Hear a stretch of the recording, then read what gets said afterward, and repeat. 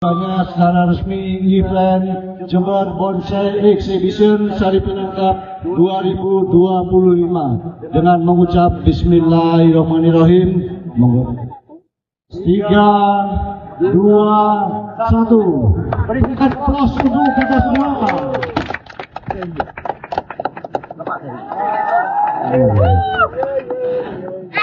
Oh, kok serius?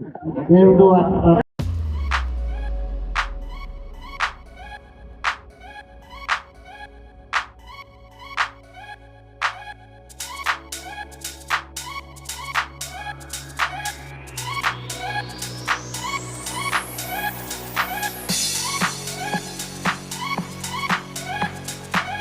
Mang, hebat, maju, hebat, maju, penyelamat betul. Mang, Pak video bukan?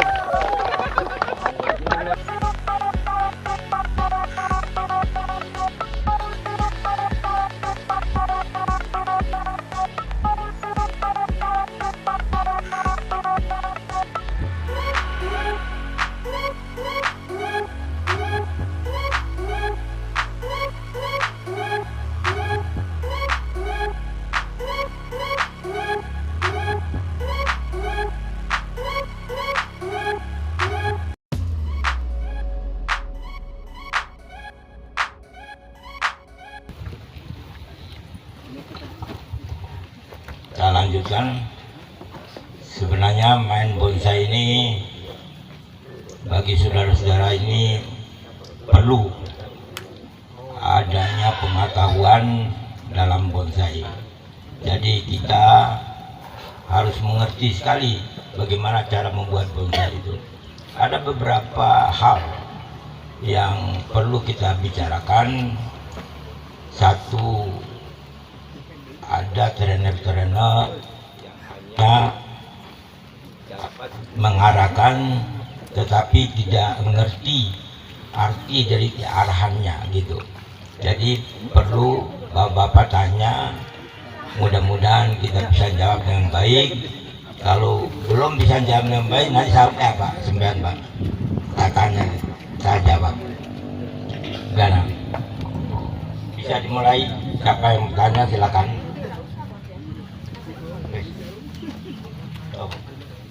Wah.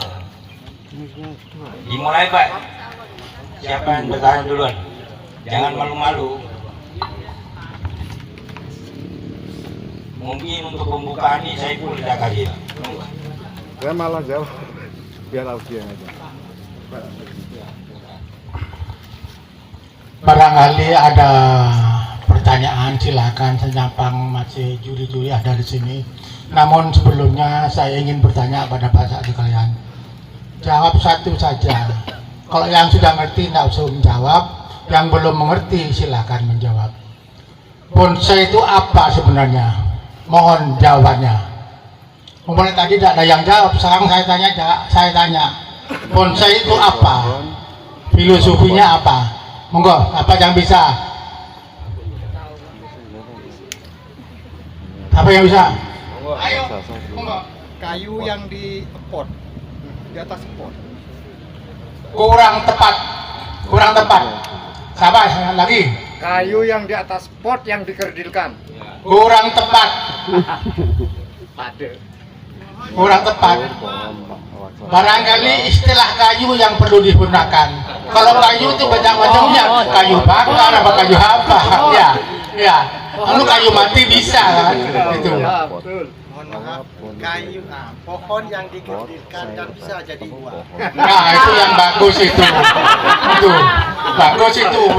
Tapi banyak terjemahan lagi untuk namanya bonsai. Bonsai adalah miniatur pohon besar, itu bisa. Bonsai adalah pohon yang ditanam di dalam pot dengan media terbatas sehingga pertumbuhannya sangat terlambat, itu bisa. Saya tanya sekali lagi, apa semua pohon bisa dibonsai? Tolong dijawab. Bisa. Kenapa? Alasannya karena bisa hidup di atas pot dengan media tanah yang sedikit. selain seperti hidung gede Bisa. itu tidak bisa. Saya mengapresiasi jawabannya bisa. Tapi ada pertanyaan lagi, pohon apa yang baik untuk dibonsai? Tolong dijawab. Pohon yang bisa daunnya kecil. Siapa lagi? Pohon yang kayunya keras. Pohon yang berbatang. Pohon yang umurnya Berkayu. bisa ratusan tahun atau berumur panjang. Relatif sekali, tergantung perawatan itu. Jadi jawabannya semua pohon bisa dibonsai, tapi pohon apa yang baik untuk dibonsai? Contoh ini ada serut, ada jandigi, ada anting putri, ada sianci, ada lohansung. Itu yang baik untuk. Tapi kalau pisang bisa dibonsai, tapi tidak baik jadinya. Tetap seperti itu. Pring bisa dibonsai. Wong jangan pring, jangan pisang. Wong manusia aja bisa dibonsai kok. Gitu. Enggak, silakan yang mau bertanya. Ini masih komplek nih jari-jari ini. Saya nyindir dia. Dikertilkan. Gento tadi deh. Mau tanya Pak, Ya silakan. bonsai itu tangan-tangan pertama apa yang ke kiri apa yang ke kanan yang bagus? Coba tanya itu. Terima kasih yang dijawab oleh juri-juri. Baik, pertanyaannya bagus sekali. Bonsai itu bisa ke kiri, ke kanan, Pak, yang tangan pertama. Jadi kalau dia tangan pertama ke kanan, tangan keduanya harus ke kiri, tangan ketiganya ke belakang. Jadi jawabannya bisa ke kanan, Pak. Terima kasih. Untuk standar aturan dari PBBI, tangan-tangan pertama itu apa harus ke kanan dulu, apa harus ke kiri dulu? Oh, tidak ada. Oh, tidak ada. Ke kiri ke kanan sama saja. Ya. Pak, tanya lagi Pak.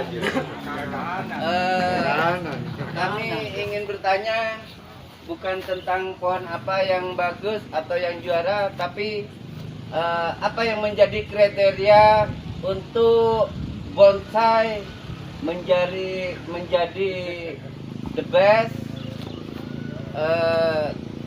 kriterianya bagaimana Pak? Jadi bisa buat acuan buat kami semuanya. Demikian, terima kasih. Terima kasih.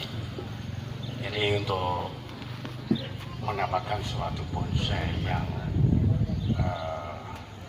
memenuhi kriteria untuk bisa baik sekali, ya, itu harus memenuhi dari 4 kolom penjurian.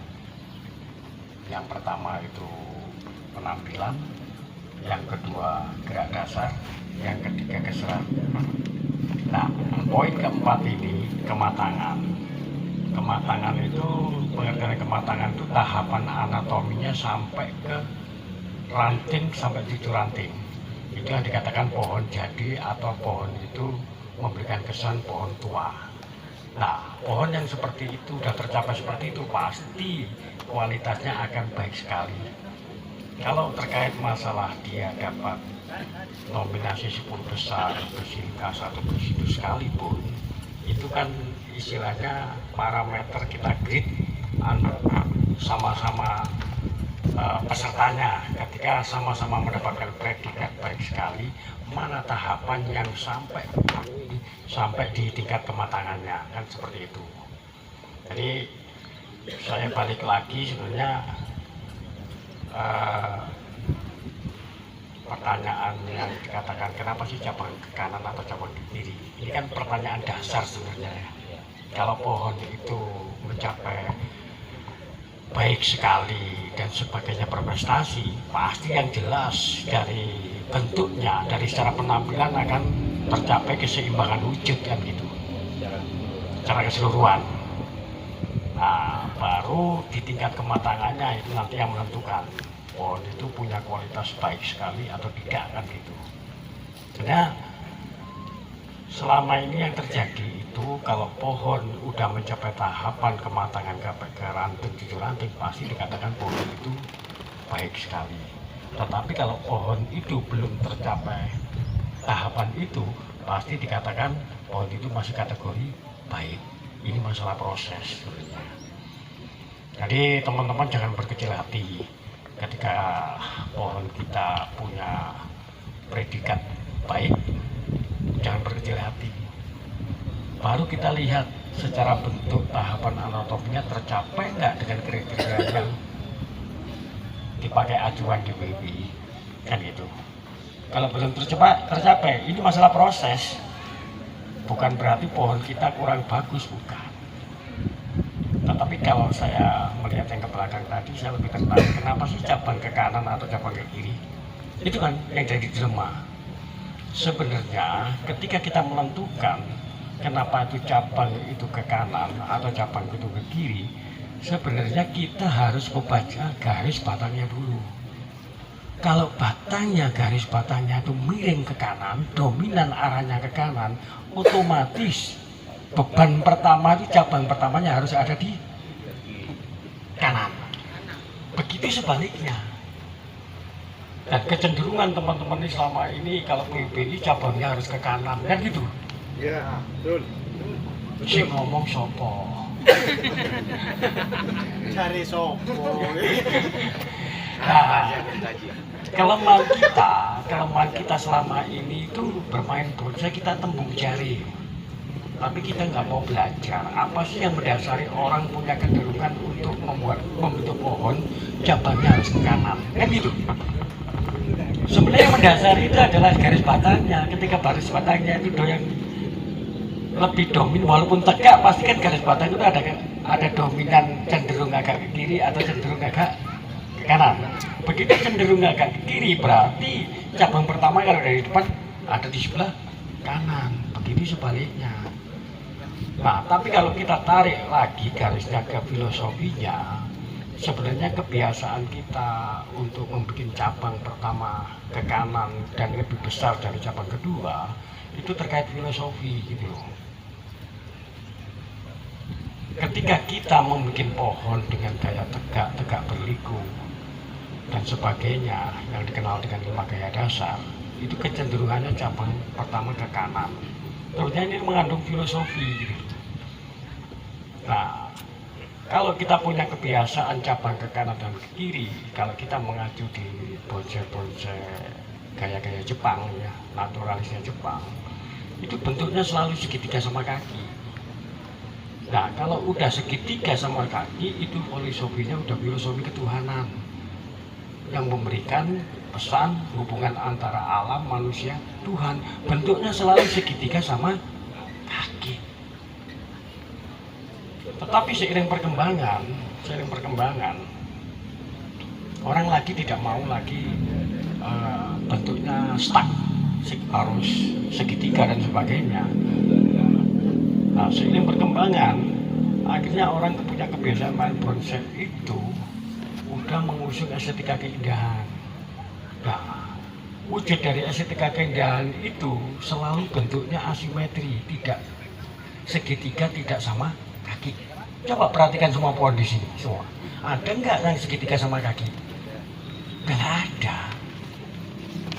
Karena kalau segitiga sama kaki, kita harus, karena filosofinya mengusung ketuhanan, tangan pertama harus ke kanan. Dan ukurannya harus lebih gede daripada cabang kedua. Bentuknya pasti segitiga sama kaki, memberikan simbol atau kesan dan pesan hubungan antara alam, manusia, Tuhan. Tetapi kalau kita tidak mau terjebak seperti itu, kita harus geser ke filosofinya estetika keindahan. Bentuknya selalu asimetri, segitiga, tidak sama kaki. Sesuatu yang indah itu estetikanya pasti tidak sama kaki. Yang dikatakan orang sering ngomong dalam diam ada gerak. Selalu panjang sebelah ke kanan atau panjang sebelah ke kiri. Kalau kita udah mengusung ini, kerangka berpikirnya, otomatis kita mulai dari kanan atau dari kiri terserah jenengan. Tinggal jenengan itu memperhatikan garis batang utamanya. cenderung bebannya itu doyong ke kiri atau doyong ke kanan, silakan. Seperti itu. Gampang ya? Nah, selanjutnya kalau ada pertanyaan lagi silakan tanyakan lagi. Mau tanya Bapak, Kalau untuk pengawatan ada gaya yang yang melintir-melintir itu apa? Ya apa kalau di PBB itu yang diperbolehkan? Itu kan kita bicara teknik ya. Bicara teknik itu bicara selera, bukan pakem atau harus kewajiban. Yang kita kenal dengan teknik wiring itu ada 3 bentuk. Yang pertama itu interval, ya. Yang kedua zigzag, yang ketiga kurva. Ya kan? Kalau pelintir-pelintir itu kan mengombinasikan antara garis lurus dan garis lengkung. Sama aja bentuknya interval. Nah, yang nggak disadari teman-teman dengan kebiasaan kita memainkan kawat, entah itu zigzag, entah itu interval, itu kurva, sebenarnya itu menyiratkan kepribadian seseorang. Sekarang saya tanya Mas Samsul, kalau jenengan membentuk pohon wiring, itu kecenderungannya kawatnya gimana? Interval, kurva, atau zigzag? Sampean, secara pribadi, kurva gini kayak gelombang ini, atau kurva, atau interval, samping, atau zigzag? Interval, kurva gini. Yang ke samping. Oh, yang ke samping. Kalau jenengan naik turun kanan kiri. bukan saya nama itu tuh. Ini kan ada gini. Loh, lengkungnya kan ke samping. Iya. Ada yang gini. Saya lagi Ada yang zigzag. Sampean samping. samping gini ya. Sampean. Kalau jenengan masalah naik turun itu permainan komposisi. Cuma gerakannya itu samping. Kalau sampean Spiral ada yang spiral men. Saya spiral. Ya. Lintir itu. Boleh dengan Lintir spiral. merenting spiral. Jadi mau spiral kan ini kan perpaduan garis lurus dan lengkung. Ya. Maksud saya bukan itu. Teknik wiring itu cuma ada 3. Kalau spiral itu kan imajinasi dikembangkan lagi. Yang ada itu kan cuma zigzag, interval, menyamping, sama kurva tertutup ini kan seperti itu.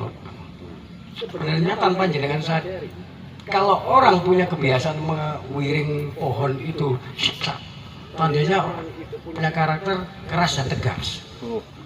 Tetapi kalau orang itu membuat itu interval, kecenderungan orang itu punya kepribadian luwes dan terbuka. Tapi kalau dia punya kecenderungan itu kurva tertutup, yakin orang itu pribadinya tertutup, tidak bisa enggak.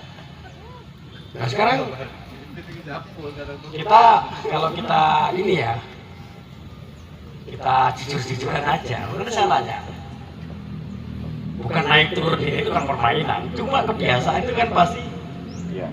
hal. Ada yang kurva ya, kelihatan yang kurva pasti orangnya tertutup. Tapi kalau orangnya yang bisa bikinnya itu wiringnya itu zigzag, pasti orang itu keras dan kaku. Iya nggak? Aku. Makanya seni bonsai itu tanpa jenengan sadari adalah seni proses penelanjangan grip, bukan hanya kebun. Dia nggak sadar itu. Saya nggak kenal Mas Samsul, kalau bener memang interval, pasti orangnya luas dan terbuka. Iya nggak? Iya. Ya gitu aja sih. Saya nggak kenal. Tapi saya baca dia cara memwiring aja di pohon, saya langsung tahu karakter beliaunya. Gitu loh. Ya. Ini baru berbicara mengenai lekukan ya. Lekukan yang atas bawah dengan samping itu ada artinya Pak. Kalau kita lengkung atas bawah berarti susunan cabangnya terbentuk dimensi Pak. Jadi dia tidak rata karena dia mengikuti dari atas bawah bawah terus. Jadi ini ada dimensinya. Itu gunanya Pak. Saya tidak berbicara mengenai filosofinya, tapi caranya kalau kita lengkung atas bawah gini, nanti kalau cabangnya tumbuh itu bisa terjadi pembentukan dimensi, Pak. Jadi di atas satu, di bawah satu, di atas satu, terus begitu. Jadi ada lubang-lubangnya. Kalau rata ini tidak ada lubangnya, artinya tidak membentuk dimensi gitu. Sampaian saya. Nah, mengingat pembicaraan tadi mengenai bagaimana kalau kita putar gitu ya, apinya itu tidak apa-apa, Pak. Jadi terserah sampean kalau itu. Jadi tidak mengurangi juga penilaian. Jadi antara batang yang tegak dengan lengkungan apa namanya, spiral itu, tidak apa-apa. Itu kolaborasi antara garis lurus dengan garis lengkung, gitu. Jadi tidak ada masalah, Pak. Yang lain, ya.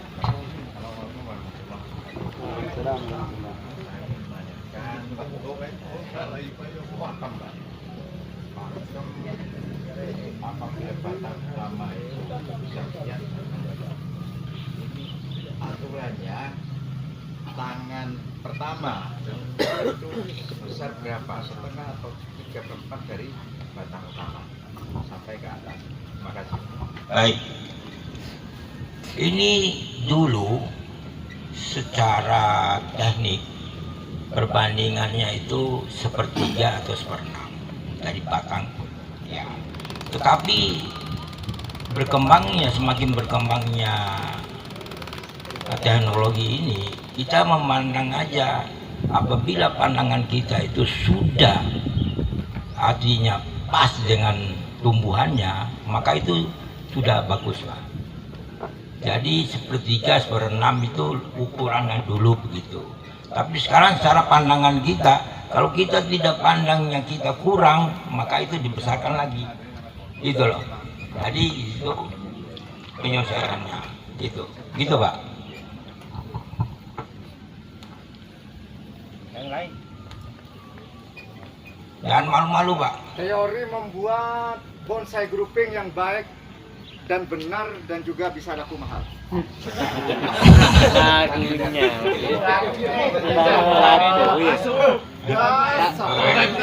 Laku udah baik berarti. Itu namanya kan laku. Laku udah baik. Temanya kan ngangkat UMKM.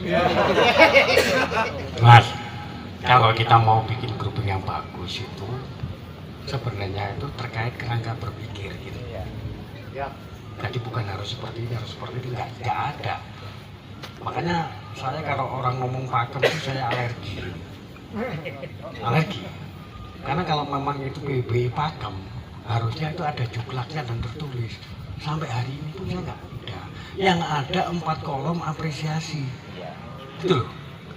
Oh, ini abang harus ke kanan, harus gede. Ya itu tergantung jenengan. Kalau jenengan mau bikin segitiga sama kaki, mau nggak mau, harus cabang pertama harus lebih besar, ukurannya 3/4 atau berapa, terserah jenengan.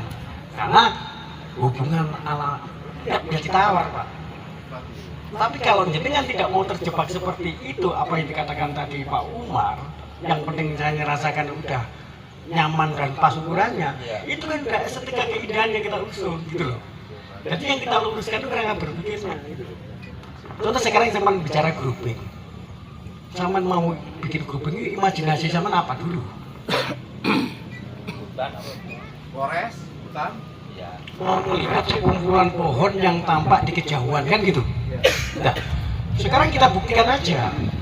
Kalau dulu orang ngomong bikin grouping harus ganjil, harus bagaimana? Iya kan? Harus minimal 5, 7 dan sebagainya, masternya harus ada di tengah, kan gitu. Kalau nggak gitu, jelek. Kata siapa, kan gitu. Makanya ayo kita buktikan gitu loh. Nah, sebenarnya spirit orang bikin grouping itu, kita kan melihat fenomena di alam, sekelompok atau sekumpulan pohon yang tampak dari kejauhan. Sekarang kita buktikan, itu pohon tampak nggak dari kejauhan? Ya. Terus kalau sampai lihat dari sudut sampean, mana yang paling tertinggi? Dari situ loh, Mas. Itu loh, baris loh. Yang paling tinggi dari sampean yang mana? Belakang, Mas. Yang sebelah kiri kan. Tapi kalau dilihat dari tengah, Yang paling tinggi kan ada di tengah. Kalau dilihat dari sebelah sini, yang paling tinggi sebelah kanan. Berarti mau masternya sebelah kanan, mau tengah, mau kiri, urusannya apa? Paham maksudnya? Ya. Nah terus terkait jumlah, harus ganjil, harus minimal 5. Sekarang hitung itu, bisa nggak sama ngitung itu jumlahnya ganjil atau genap? Berarti kelebihan di pohon grouping itu tergantung sampean sudut pandangnya dari mana, ya. Dan kekuatan di pohon grouping itu ada di irama garis susunan awannya, membentuk siluet. Itu kelebihannya. Nah kalau sampean bikin grouping terus mahkotanya flat gini, ya jelek. Nah kebetulan kalau garis batangnya, makanya saya nanya, Anda bisa ngitung itu ganjil atau genap? Terus batangnya harus keluar masuk depan itu. Bisa sama hitung itu. Mana yang ke depan, mana yang ke belakang. Intinya itu keindahannya kan ada di siluet garis tepi mahkota-mahkotanya itu. Tergantung sampai mulai dari sebelah kiri atau sebelah kanan atau dari tengah. Yang pasti sama akan mempertimbangkan mana garis batang yang lebih dominan, itu yang akan dijadikan masternya kan gitu. Mau masternya yang batang dominannya ada di sebelah kanan, otomatis masternya ada di sebelah kanan, baru siluet awannya kita mainkan tinggi rendahnya. Kalau sama tidak kesusahan, maka jari ini tempel lagi jari ini. Ini adalah jari kita. Nah, kalau hitung-hitungan, kalau kita logikakan, mana cabang utama, mana pohon batang pendamping, mana pohon pendukung, mana pohon pelengkap, mana pohon keseimbangan. Makanya orang dulu ngomong selalu harus ganjil. Tetapi kita kan jangan terlalu mentah-mentah, kita logikakan. Nah kalau sama mau hitung dari sana, pasti di sana ada pohon paling tinggi, pasti ada pohon pendampingnya untuk memberikan kesan dia lebih tinggi. Nah setelah itu pasti sebelah kanannya ada pohon pendukungnya, agak mundur itu kebaca udah. Setelah ada pohon pendukungnya, pasti ada pohon pelengkapnya di sini. Setelah ada pohon pelengkapnya, pasti ada pohon keseimbangan paling jauh. Nah kalau kita perhatikan seperti jari kita, pasti kan ini ada siluetnya. Sederhana, makanya jangan ya aja kalau dikasih tahu. Logikanya kemana kan gitu. Ya. Baik, mengenai grouping tadi ya. Kenapa harus 3? Kenapa harus 5? Kenapa harus 7? Terus 9? Karena kalau 2 tidak membentuk dimensi. Jadi kalau 3 kita susun aja lah. Ini 2 kan? Nggak bisa, nggak ada dimensinya. Kalau 3 dia punya dimensi di sini. Kenapa harus 4? Kalau 4 nggak bentuk dimensi. Kalau 5 dia bentuk dimensi. Nah itu makanya harus ganjil katanya. Dulu harus ganjil. Tapi dengan adanya grouping ini untuk membentuk perspektif itu harus besar sebenarnya, dan di depan semakin ke belakang semakin kecil itu. Habis itu pedomannya kalau batangnya besar walaupun di tengah ini Pak harus tinggi, itu sudah pegangan. Kalau batangnya kecil dia harus pendek, itu tidak ada batang besar dia pendek, tidak ada. Jadi kalau ada batangnya besar harus juga tinggi gitu loh. Jadi begitu Pak. Kenapa? Itu yang saya sampaikan. Gimana Mas?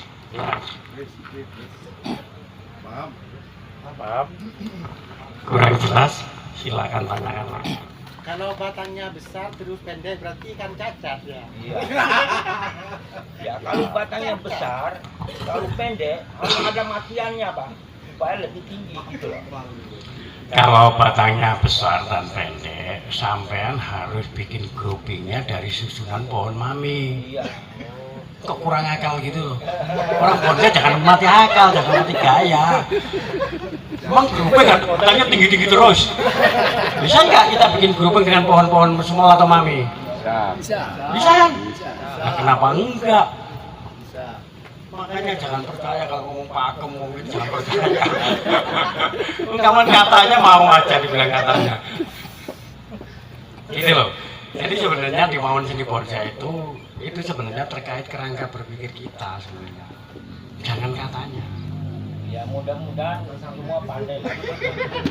Nanti ketika kita ada informasi semacam itu, ayolah kita breakdown apa yang mendasari, apa yang orang kecenderungannya membuat seperti itu apa kan gitu loh. Namanya seni itu kan bebas. Tapi bebasnya itu terkait kerangka berpikir dan mengusung estetika keindahannya kan gitu. Jadi itu yang orang sebut-sebut nggak ini jelek, pakemnya bukan itu kan keterbatasan orang menyampaikan nggak mau berdebat agar sampean percaya dia ngomong pakemnya memang kayak gini kan gitu. Dan gitu aja. Itu kan cuma kebiasaan kita aja. Makanya kalau teman-teman itu mau sedikit berpikir dan untuk gimana sih kita nggak kejebak harus seperti itu ya teman-teman harus breakdown dulu dong kan gitu. Contoh nanti katakan kalau batangnya besar, pendek, rusak kata siapa? Emang nggak bisa bikin grouping dari susunan pohon mami? Ya sampean aja ngopi di kurang jauh.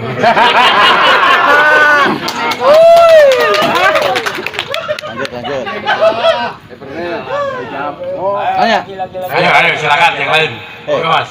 Masih Mas Beni. Saya punya bahan yang saya anggap ini ada prospek ke depan. Apapun itu bentuk bahannya.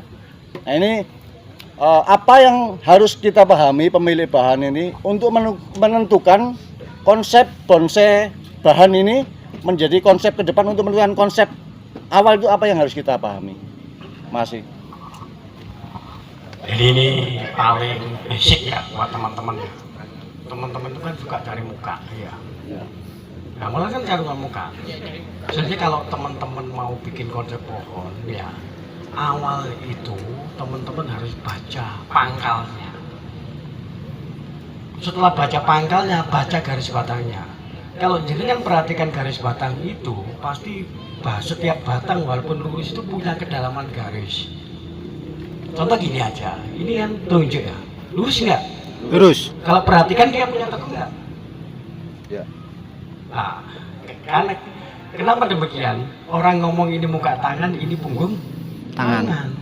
Kalau ini jari kita ini sekitarnya lurus, kalau dia dari belakang punggungnya ini lurus benar. Tapi kalau dari sini, ini ada tekuknya. Kebiasaan ketika jenengan udah baca pangkal, ya, baca garis batangnya, yang punya kedalaman garis ini yang tentukan sebagai muka. Itu langkah pertamanya. Nah, setelah ketemu itu baru idealnya pohon ini benar-benar tegak, apa sedikit miring atau bagaimana?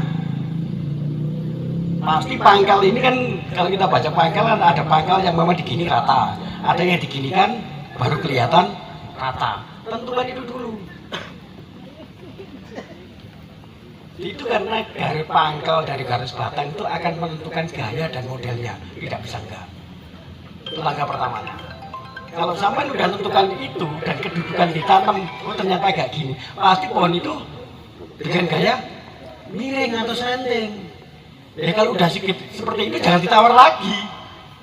Oh ini ketemunya slanting, saya nggak seneng, saya kayak gini. Nah ya ini kita cari penyakit namanya. Karena pangkal dari garis batang itu ketika kita udah baca kedalaman garisnya, itu akan menentukan gaya atau modelnya. Nah yang anehnya kita kan nggak seneng terus kita lawan ke sana. Ya sengklehe ini ya kayak gitu. Jadi teman-teman harus baca pangkalnya, baca garis batangnya, tentukan depannya yang punya dengan cara dengan yang punya kedalaman garis. baru kedudukannya itu ditanam itu ratanya bagaimana. Kalau rata gini wah, enak, ya ini berarti kayak tegak. Kalau ternyata agak gini, oh berarti kayak miring. Oh kalau ratanya oh setengah menggantung, tinggal ikutin aja sebenarnya. Nah setelah itu ya jangan ditawar, kalau ditawar ya kita cari masalah namanya. Contohnya Pak, sampean kan menentukan batang. Kalau batangnya begini jangan ambil muka di sini Pak. Kalau batangnya begini, baru ambil mukanya di sini. Karena ini membentuk kedalaman garis batang. Nah kalau gini, sampean ambil mukanya di sini, pasti salah. Itu punggung. Kalau akarnya akar mungkuran, Pak. Akarnya ada anunya gini. Akarnya yang ada tuh yang di Kita punggung. melihat akar dulu, kita lihat batang dulu Pak. Kalau batangnya begini kita ambil gini, bagaimana caranya akar ini kita bentuk nanti sendiri, entah itu dipas, entah dibuang, bagaimana juga bentuk. Tapi kalau mukanya di sini pasti tidak benar. Kalau mukanya di sini itu benar. Jangan lihat akarnya dulu. Makanya di sini saya lihat banyak yang bumbung-bumbung itu dia mengejar akar, Pak. Akarnya di sini yang bagus ini di Tapi sini dari aja. segi penilaian bukan dari kerangka akar dulu, baru kita ngitung ke gerak dasar Ya akar. dilihat dulu batangnya. Makanya kan saya bilang Mas, Ya. saya kan nggak ngomong baca akarnya, Ya.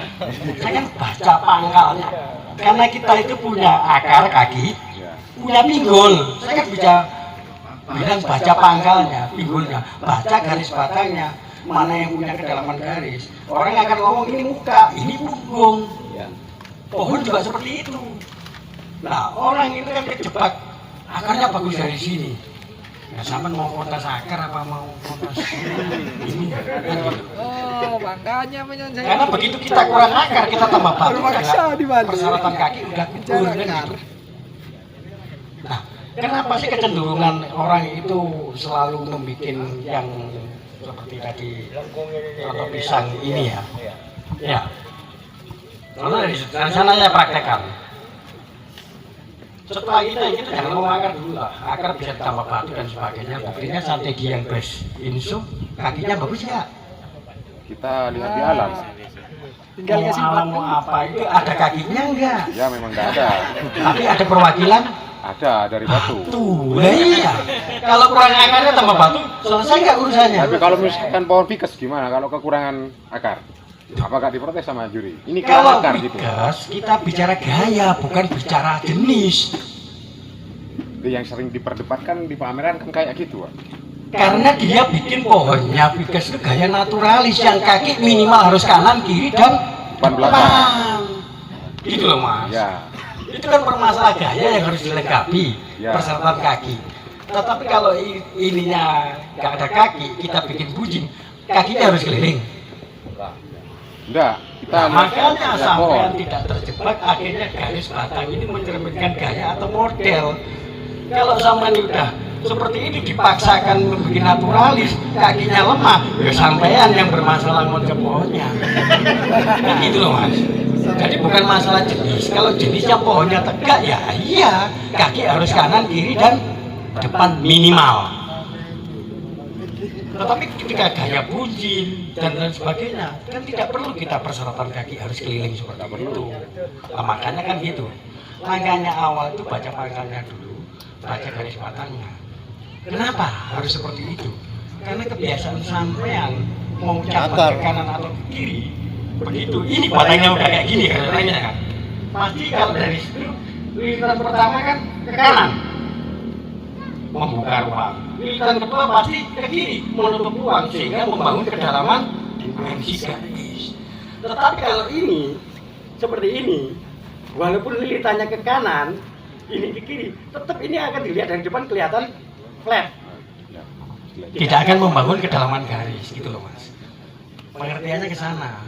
Coba perhatikan sekarang, kalau sampean walaupun akarnya bagus dari sini ya, terus sampean bikin ngawatnya, membuka ruang, menutup ruang, dilihat dari depan kan kelihatan tetap flat. Tetapi kalau gini, walaupun sama tekniknya biasa aja, ini kelihatan udah dalam.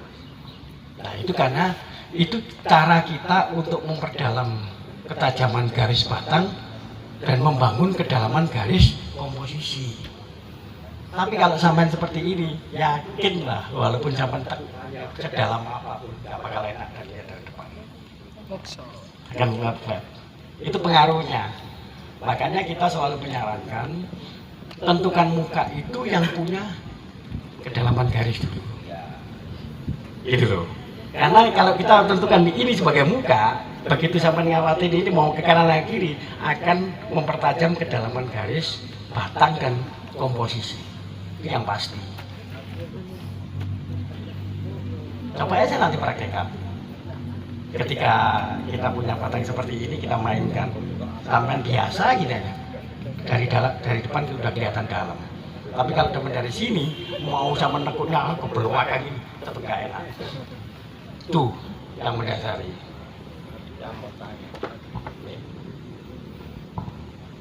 Baik, saya mau tanya pada saudara sekalian, apakah cabang pertama dan yang kedua itu harus kiri dan kanan? Artinya cabang kedua harus ke kanan, umpamanya cabang pertama ke kanan, cabang kiri harus cabang kedua harus ke kiri, apa begitu kira-kira?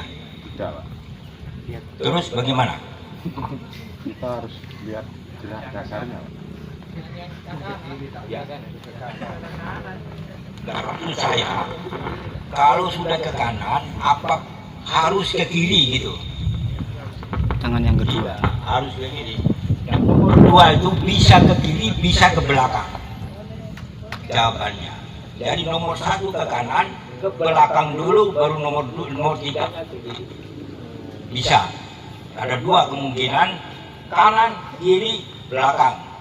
Kanan, belakang, kiri. Itu kemungkinannya begitu.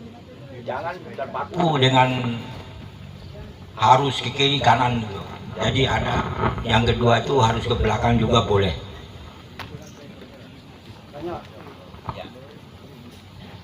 Saya itu mau tanya tentang bonsai rap atau trofi. Di setiap titik tumbuh rap, ya, apa seyoknya dibikinkan kanopi atau mahkota untuk mendapatkan dan menciptakan estetika bonsai tersebut. Terima kasih. Ya, sebenarnya sama jawab pengertiannya sama grouping gitu ya. Sebenarnya pohon rap itu kan batang rubuh ini, ya kan? Tumbuh menjadi garis batang baru. Namanya garis batang pasti harus punya Kanopi. Mau ini tinggi rendah seperti pohon kuping, silakan. Mau ini digawe garis batang ini informal pakai masternya, terus ini dipakai garis batang miring, ya masing-masing ini kan harus punya kanopi. Mau tinggi rendahnya silakan, dengan estetikanya bagusnya bagaimana. Intinya pengertian pohon rap itu kan batang rubuh tumbuh menjadi garis batang baru. Nah, terkait estetika agar indah tinggi rendahnya silakan atur. Nah, akhirnya setiap titik tumbuh menjadi garis batang baru, otomatis setiap garis batang harus punya kanopi. Seperti itu. Kasih. Jadi Mas, ini tanya Pak. Ini terkait terkait akar, Pak. Apakah harus ada pemecahan akar? Soalnya kalau kita melihat dari alam itu kan ada pohon yang memang akarnya langsung ke bawah, nggak ada pemecahan. Dan di bonsai ini mendesain bonsai itu kan harus mengikuti drama alam kan gitu. Kalau di alam sendiri saya lihat ada pohon yang memang akarnya langsung ke bawah, nggak ada pemecahan. Ya. Jadi gini Mas, terkait akar itu ada dua. Yang pertama itu akar yang tersurat sama akar yang tersirat. Ya. Kalau yang sama katakan pemecahan akar dan sebagainya ada tahapan seperti perantingan kan itu yang dikatakan akar tersurat. Ini yang nampak kan? Ya. Itu nah kalau diapresiasi seni namanya akar yang tersurat. bisa dilihat langsung sampai pemecahannya, tahapannya kan gitu. Idealnya ada tahapan kan gitu. Tetapi begitu sampean lihat yang tersirat kakinya kan langsung. Yang sama lihat pohon apa? Pasti pohon randu. Tapi kalau pohon jati Sih seperti ini, seperti pohon-pohon kimeng, pohon-pohon produk teman-teman budidaya prokar ya. Nah, sekarang wujud seni sama isi seni tersurat sama tersirat nilainya tinggi mana? Tersirat. Nah, kaki yang sampai lihat langsung nancep itu biasa orang Jawa bilang kakinya nambi. Pasti punya alur ke atas. Lihat pohon randu itu nancep, nggak ada pemecahan akarnya, nggak ada kan, langsung nancep kan? Nambi kalau ya. Itu yang nilainya paling tinggi. Bling-bling langsung nancep ini. Itu nilainya paling tinggi mas. Itu kalau di apresiasi kita itu yang dikatakan akar tersirat. Itu nilainya lebih tinggi daripada akar tersurat walaupun keliling dunia kayak gitu. Ayo, Ya. pecahan akar ki. Berarti nggak harus pemecahan akar gitu. Ya tergantung kebutuhan pohonnya sampean kan gitu loh. Makanya ayo kita lah dilogikakan, nggak harus seperti itu. Makanya saya kan bilang minimal kakinya 3 karena pohon itu dinilai dari depan. Tapi kita budidaya harus keliling, kalau keliling mesti nilainya lebih tinggi. Itu kan salah sama. Kan gitu. Ya itu kategorinya bukan benar salah, itu kategorinya akar tersurat. Sampai dikembangkan teman-teman budidaya kaki keliling untuk menaikkan harga jual pasar kan gitu. Iya. udah ngomong jual. Tetapi begitu kita melihat pohon-pohon yang blingir nambi, ada nggak akarnya yang seperti itu? Nggak ada, pasti yang sama lihat itu nancep. Nah itu nilainya luar biasa. Nah pohon yang seperti itu juga jarang mas kalau nggak umurnya Akar papan ya mas. benar-benar tua atau pohon-pohon besar atau pohon yang memang prosesnya benar-benar lama, nggak mungkin bisa sampai nambi, sampai nancep itu. Nah di penjurian kita itu nilai termahalnya di pangkal itu ya itu. Jadi kita kembalikan ke teman-teman, kita kan nggak saklek. Terus kalau saya bilang pakemnya harus nancep, pusing sampean. Kan pusing kita jadinya. Jadi semua itu bisa, cuma nanti kadarnya yang berbeda. Kalau yang seperti ini kaki ini, karena dilogikakan, kalau kenapa itu tersurat, akar tersurat itu memberikan kesan belum tentu kokoh. Contoh di alam, kamu kan ngomong apa tadi, drama alam. Pohon jati itu kakinya keliling nggak? Keliling. Pernah dengar nggak pohon jati diterpa angin rubuh? Banyak. Tapi saya pernah nggak pohon randu yang kakinya cuma kanan kiri depan kayak gitu blingir nancap kayak itu pernah roboh terterpa angin? Nggak ada. Drama alam. Saya cerita fenomena alam sekarang kan gitu. Ya, simpel kan? Ini kita cuma beda bahasa gitu. Apa yang fenomena alam yang ada itu kita tangkap memang. Apa yang samanya itu benar. Cuma nanti kadar apresiasinya yang berbeda mas. Misalkan yang tersurat itu kadarnya itu 22 karat, yang kakinya nambi nancep itu 24 karat, gitu aja. Ini sama-sama boleh, cuma kadarnya yang berbeda. Kesan yang mau disampaikan jelas berbeda. Di logika alamnya, fenomena alam, realitas. Karena di penjurian kita penampilan realitas alam, kesan dan pesan. Kan gitu. Realitas alam itu orang ngomong fenomena alam, drama alam, logika alam. Terserahlah sama nyebutnya bagaimana. Itu artinya logika alam, namanya realitas alam. Nah, secara logika, akar yang nancap seperti itu nggak mungkin tumbang mas. Pasti patah iya kalau kena angin. Ya. Tapi yang tersurat, yang kakinya seperti ini, ngambang seperti ini walaupun keliling, belum tentu kokoh. Karena terbukti di alam tertempa angin bisa roboh. Itu fenomena alamnya. Gitu. Paham?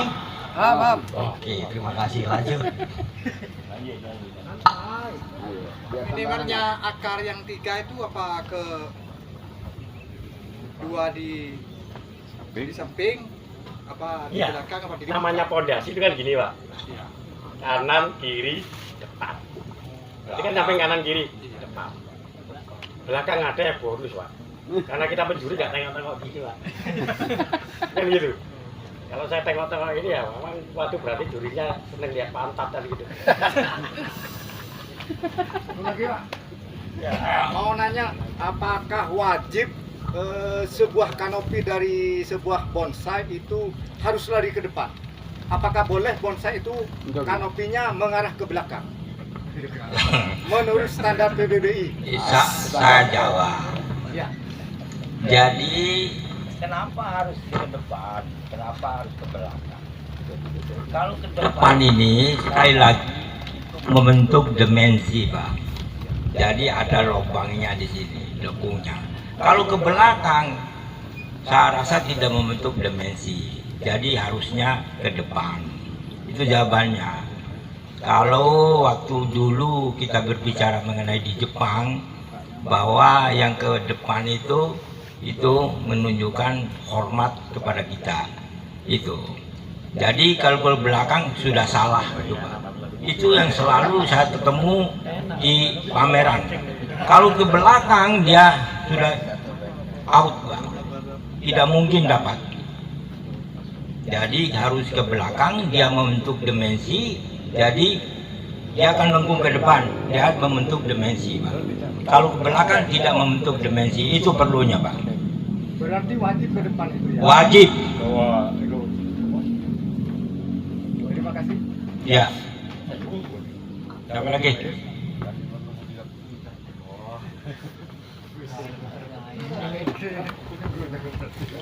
Masih ada yang perlu dipertanyakan? Perlu kami sampaikan bahwa yang di depan ini ada Mas Tamim, ada temannya Mas Tamim, ada Mas Weni, ada Pak Umar. Perlu kami sampaikan bahwa yang namanya Mas Weni ini adalah seorang psikolog. Selain dia juri juga seorang psikolog. Kenapa demikian? Coba bonsainya Mas Samsul dikasih tahu ke Mas Weni, pasti tahu. Oh, Mas Samsul ini wataknya keras. Oh, Mas Samsul ini wataknya kalem. Pasti tahu sudah. Gitu. Jadi jangan macam-macam sama Mas Weni ini, pasti ketahuan. Gitu. Barangkali yang mau tanya, intermezzo ya. Masih ada lagi? Kemudian kembali kepada tampak muka ya. Kami sering menjumpai bonsai yang mungkin karena pandangan yang punya bonsai itu lain ya. Tapi teori menyebutkan bahwa muka tidak boleh membungkuk, membelakangi pemandangan. Sering saya jumpai yang betul itu apa yang dikatakan Pak Umar, Pak Weni tadi, itu muka itu harus ada kedalaman garis, itu jelas. Tapi kalau kita lihat dari depan terus kelihatan punggung, kok rasanya tidak enak. Kalau lihat orang perempuan berarti yang dilihat montengnya itu ya, gitu dah. Tuh. Barangkali yang mau tanya, silakan. Nyapang masih kita kumpul, ada kesempatan Mas ini. Ntar lagi pulang nih teman-teman juri ini, nanti ada kata kasta nanti. Oh, kok tadi kok nggak tanya? Nah sekarang silakan ditanyakan. Barangkali ada unek-unek. Kalau ada unek-unek jangan ditanyakan pada orang ngarit yang bukan ahli bonsai, tapi tanyakan pada juri-juri yang ada di depan ini. Silakan. Tanya lagi Pak. Ya kurang tadi. Mohon dijelaskan pengertian dari yang kita pahami pohon rebah, slanting, dan semi gasket. Ini saya pribadi kurang begitu paham nih. Ini apa nih? Kadang-kadang oh ini rebah, ini slanting, ini semi gasket. Terima kasih. Tapi jawabannya dari Mas Tamim nggak jawab sama sekali. Oke. Yang namanya slanting itu miring, Pak. Dia miring gini. Namanya semi gasket, dia merebah. tidak sampai turun tapi dia merebah. Itu semi gasket. Kalau kaskit gantung, Pak. Itu perbedaannya. Contoh kalau pohon seperti ini, Pak. Ya termasuk Pak, semi. Artinya semi kaskit. Ini Mas. Ini kan tegak. Iya. Kayak tegak. Atau tegak berliku, ya. Ya. Kan tegak. Miring. Ya. Miring. Loh, ini kan kemiringan garis. Iya. Mahkota mengikuti kemiringan garis. Iya, betul. Cabang ke kiri ini kan berjalan jadi beban. Cabang kedua jadi penyeimbang. Setengah menggantung kan gini. Iya. Mahkotanya ada di depan. Jangan menggantung nanti tetap samban. Nah, jadi baru menggantung mahkotanya di bawah. Iya. Ya. Jelas. Ya begitu, Pak. Kali mahkota itu kalau menggantung bisa di atas bisa di bawah. Jadi kalau menggantung di bawah, kita buat kota di bawah, bisa mahkotanya di atas. Jadi mahkota untuk pohon yang miring itu atau slanting atau semi gasket, apakah penentuan mahkotanya mengikuti garis batang utama? Nah, sekarang kan gini, buktikan aja. Iya. Karena gini. Saya kan miring ini. Kepala saya ada di mana? Kiri. Mengikuti kemiringan garis kan? Ya. Ketika saya menggantung, setengah menggantung ini, kepalanya ada di mana? Di depan. Nah, ini kan, loh, apa? Tapi jangan sujud, Mas, kotor. Nggak mungkin miring gini kepalanya ke sini, Pak. Nggak mungkin. Tirukan aja. Iya. Karena kita punya garis batang seperti itu. Tirukan aja dengan gerakan tubuh kita. Oh, demenan kan gini. Iya. Loh, ini pundak kita loh, cabang ke pertama. Loh ini loh. Udah ngikutin dengan sendirinya. Ya. Sama aja yang ribet sendiri. Jadi mengikuti kemiringannya. Takon mana? Kapan ketemu mana? Iya, betul. Kapan ketemu lagi? Sebenarnya itu simpel. Kalau kita susah menentukan gaya dan sebagainya, tirukan aja dengan anatomi tubuh kita. Misalkan miring kita lebih miring gitu. Tanpa kita sadari kan, loh, mahkota kita harus mengikuti kemiringan garis ini. Bukan lagi balik ke tengah gini kan gitu. Kalau gini kan tengkleng. Cabangnya juga akhirnya begitu miring ini berarti cabang pertamanya ada di sini kan gitu. Pundak kita kan udah ngajarin nih, loh. Ini ngimbangin loh ini. Udah, pasti gaya miring itu nggak bisa tidak. Terima kasih, berarti besok sudah nggak ruwet lagi nih. Baik saudara-saudara, nanti kita akhiri ini. Kalau udah ada pertanyaan, saya tunggu sampai 15 menit. Ayo tanya, nanti habis ini yang jawab Mas Tamin, tenang aja. Wes todong aja langsung. Kalau Mas Tamin, tanya langsung ke pohon. Oh gitu. Oh monggo, ayo. Ambil satu aja. Monggo. Ambil barang satu Ya, aja. sudah. Ini kan season kedua. Kemarin temanya untuk saresean. Awalnya kita saresean di sini. Habis itu season kedua, mari kita ke lapangan. Oke, siap. Sekarang kita ada waktu 1 atau 2 jam. 1-2 menit jam. Habis itu kita cabut. Siap. Pegang ini gak ngomong ya. Bareng-bareng ke lapangan nggak apa-apa. Kita bersama-sama juga nggak apa-apa. Kita pilih satu. Saya tambahkan, Pak. Silakan, nggak apa-apa. Pak Tamin, jangan jauh-jauh di sini aja. Betul Pak. Ya mungkin, tapi yang ditanyakan kemarin ini ada satu syarat. Iya. Dari Mas Wedi. Itu Yang pohonnya sendiri-sendiri. Tidak boleh. Bukan pohon orang Bukan lain. orang Soalnya lain. kerangka pemikirannya beda-beda. Nanti pohonnya sendiri-sendiri ditanyakan. Ayo, Kelebihannya di mana? Ayo, kekurangannya di mana? Tapi nggak mungkin Pak Tamin, nggak mungkin ada pohonnya mereka ini pohon orang semua. Menangan. Tidak ada, Pak. Punya saya. Tidak apa-apa buat demo asalkan lebih bagus. Gitu. Oke? Pohon saya ini. Tidak apa-apa. Ya udah, ambil ya. Nanti lah. Iya. Ini selesai baru kita. Saya tunggu 10 menit. Kalau enggak ada Cukup Pak. cukup mungkin enggak. Baik, satu lagi. Saya tanyakan bonsai ini. Ini Orang lain sendiri. Punya sendiri. Itu kan ada cabang. Sebentar Pak, masuki. Season kedua. Siapa yang tanya? Kedua aja. Kurang orang. Bentar. Tadi ada komitmen dan ditanyakan itu punya sendiri. Saya agak besar Pak, jadi ngangkatnya sendiri. Makanya kan saya sudah season ini selesai. Lapangan. Baru season kedua nanti boleh jenengan ke pohonnya masing-masing. saya sudah katakan tadi, nggak mungkin anak-anak ini Yang paling bawah itu bisa lebih kecil atau harus lebih besar? Apakah boleh dengan kategori lebih kecil dari tanganan nomor 2 atau nomor 3? bisa saja Pak. Intinya boleh ya? Intinya boleh, tetapi saya kasih masukan. Oke. Nggak mungkin tangannya yang di bawah itu pendek kecil, pasti mati karena tidak kena sinar matahari. Pasti mati Pak. Mengenai boleh apa tidaknya boleh, silakan. Tapi jelasnya tangan itu harus lebih panjang karena dia harus kena matahari. Ketika dia itu pendek, maka tutup semua, tidak mungkin hidup Pak. Logikanya begitu.